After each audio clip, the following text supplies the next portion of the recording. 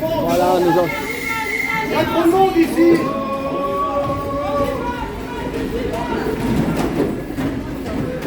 Là, il est bien, là, ça va, là. Allons-y, allons-y. Pardon. Allons-y, les gilets jaunes. On a dit aujourd'hui, là, le 1-0 là-bas. Attention à toi. Qu'est-ce que tu veux le temps Mais c'est pas le temps. Ah, reste derrière moi, reste derrière moi. C'est pas le temps, il fait chaud, vous dites qu'il fait chaud, quand il pleut, vous dites qu'il pleut. Il pleut toute l'année, attends, arrête. Non, non, il fait tout le temps. Tiens-toi. Arrêtons. On aura du mal à les réveiller. Oh, c'est là. Je suis pas optimiste hein, pour les réveiller. Gilet jaune, quel est votre métier? Macron aux chiottes. Démission. Macron aux chiottes. Macron. Démission. Macron. Démission. Macron. Démission. Macron aux chiottes. Les gens qui comprennent pas, ils vont jamais raconter. Réveillez-vous. Allez, on s'en fait. Qui est pour la guerre? Il va nous lancer la guerre. Macron aux chiottes. Macron aux chiottes. Arrêtez de dormir. Il va nous la lancer la guerre. Ça va en guerre et puis il veut Touchez vos smartphones. ça va en guerre et puis Ayez vos ordinateurs. Allez vos cerveaux pour une Là, on va fois. avoir une guerre nucléaire. Je la sens très bien là. Les gens sont endormis. Là. On l'a donné. Moi j'ai un peu d'espoir parce que les autres pays Ah oui, ne le suivent pas. Les jeunes, il est ils sont isolé. endormis. Il est isolé. Oui, il est Parce que de ce côté-là j'ai un peu d'espoir. Ouais, il est complètement isolé, Ah, donc les jeunes- c'est le côté jeunes votent pas positif. pour, Mais non, mais c'est bien la preuve que c'est un fou ce mec. C'est un fou. C'est un fou. Ah, ça peut passer des lits dans les écrans. Il est dingue, il est dingue. Il a tellement de casseroles au cul qu'une guerre l'arrangerait bien. Alors comme par hasard, c'est le lendemain de l'agriculture, le salon de l'agriculture. Il s'est fait huer, il s'est fait humilier au salon de l'agriculture. Ah oui, Et c'est le lundi même qu'il a fait son discours de va-t-en-guerre. Votre voisine, il vient en concert, là, il couche sur le trottoir. Il s'est senti humilié, je sais pas. Mais c'est un fou. C'est grave, hein. Les gens, c'est grave. Je crois qu'on les a entendus. Même les vieux, ils on les a réagissent entendus en pas. 42, les jeunes. Moi je vois tout le monde autour de moi, ils me prennent pour un fou quand je leur dis que tous les samedis je vais marcher. Oui, moi aussi. Ouais, toi aussi. C'est éteignez la télé, allumez votre cerveau qu'il faut faire. Il y a longtemps que j'ai été. Macron aux chiottes. Moi j'ai dit à une collègue qui est de Toulouse. Pourtant Toulouse, ils sont chauds. Hein. Ma collègue de Toulouse, j'ai manifesté samedi. Puis elle me regarde, elle me dit. Attention à la trottinette, hein, fais gaffe.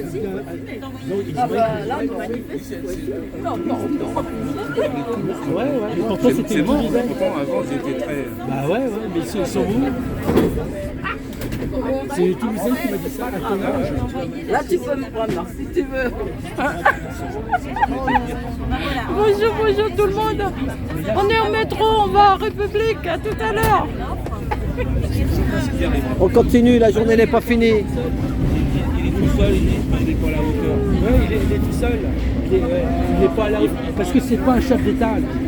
Il n'a pas la carrure. Il faut se rassurer de ce côté-là. Moi je pense que Oui, c'est le côté positif. Il a pas la carrure d'un chef d'État. il ne pourra pas la faire la guerre Macron. Non, mais c'est fait exprès, c'est voulu, c'est beaucoup de théâtre.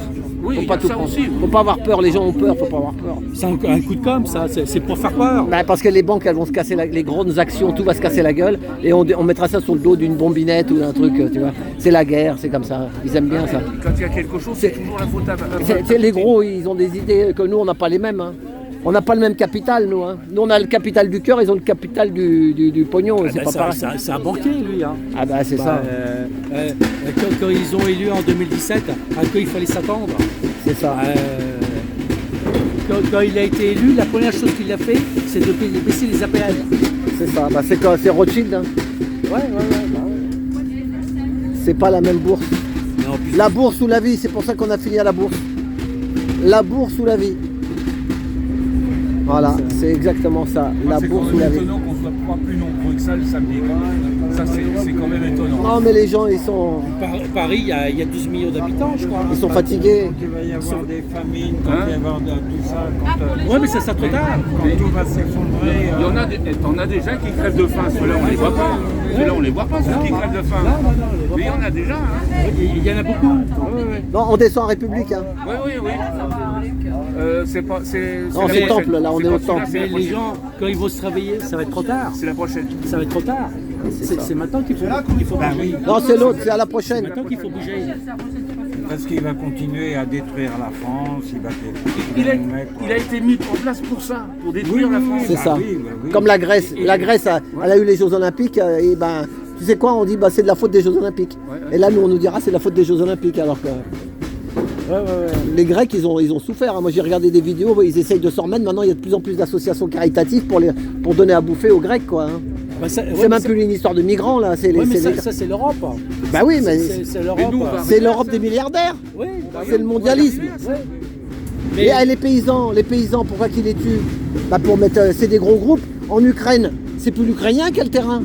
C'est les gros groupes, c'est Monsanto, c'est les gros. Bien sûr, c'est pas Et le blé, c'est pas le même que là-bas, il est pourri.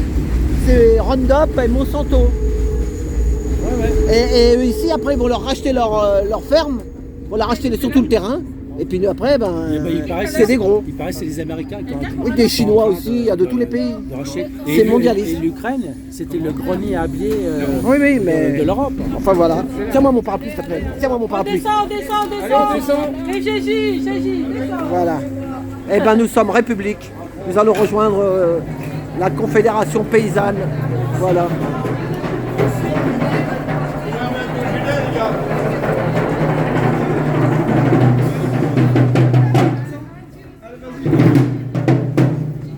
Tu me le donnes dehors, tu me le donneras dehors. Hein. Parce que là, tenir tout ça, c'est pas facile. Vous êtes de Paris? Non? Moi, je viens de cinéma. François, il est devant avec la trottinette.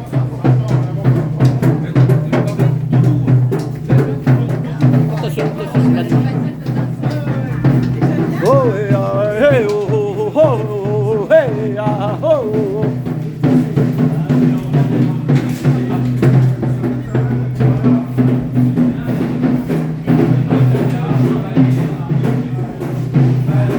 Il y a les escaliers encore.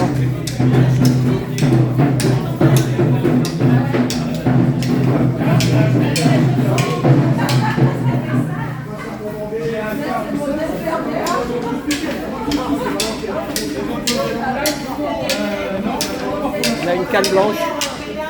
La canne blanche, c'est super.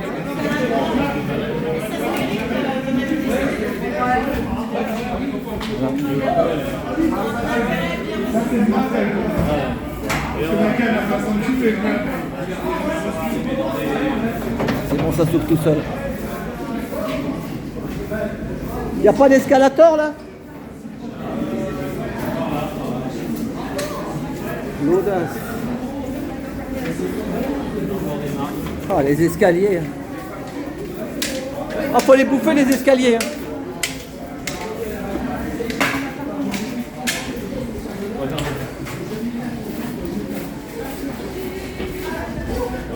Oh là là.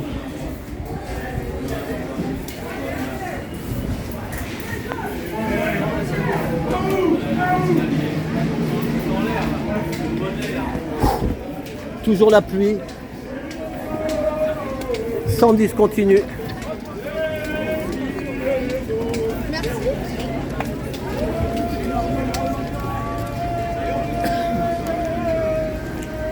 Les gilets jaunes. Ça, ouvre-le-moi si tu veux. Oh là, ça pleut. Hein. Super, merci. Attends, bouge pas. Regarde ça, tac. Tac. C'est bien conçu. Hein. Ah bah, c'est bien organisé. Hein. C'est... Voilà, merci, hein, merci. De rien. Merci Charles. Ouais. La solidarité Gilets jaunes. Voilà. Donc nous sommes place de la République. Les télés sont toutes là pour le journal de 20h. Il y en a un, TF1 est parti déjà. CNews.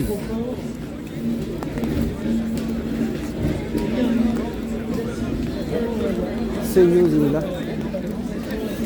Je m'appelle Aline Orias, je suis membre de la Confédération paysanne de France. Aline A-L-I-N-E et Orias c'est A-U-L-I-A-S. Regardez-moi.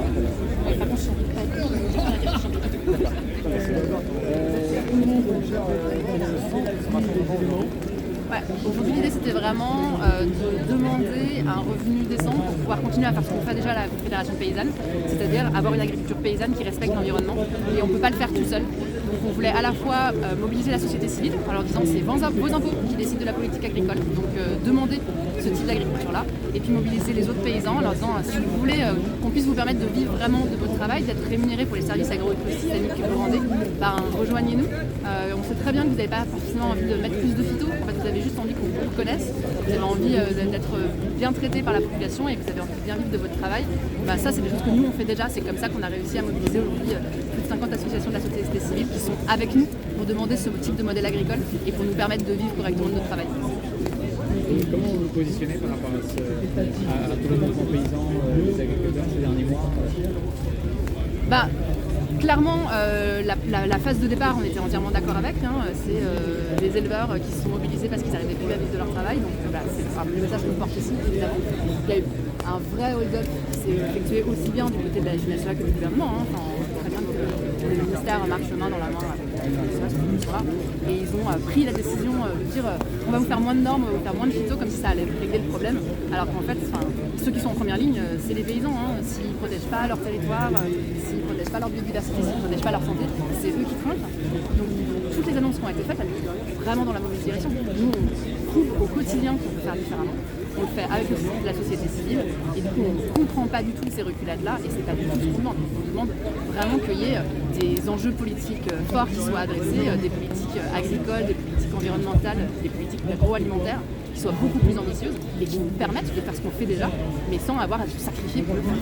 Vous voyez la colère des agriculteurs, c'est la nôtre. Mais en fait, aucun des paysans qui s'est mobilisé au départ ne demandait plus de phyto. Ils demandaient à être mieux considérés et à mieux vivre de leur boulot. C'est la même chose qu'on demande, c'est juste les solutions qui ne sont pas les mêmes. Et les solutions qu'ils proposent ne vont pas dans la bonne direction. Et c'est évident, on le sait déjà, on a des études qui le prouvent. On peut continuer à aller dans le mur, mais en fait, on arrête de nous faire croire que c'est ça la solution.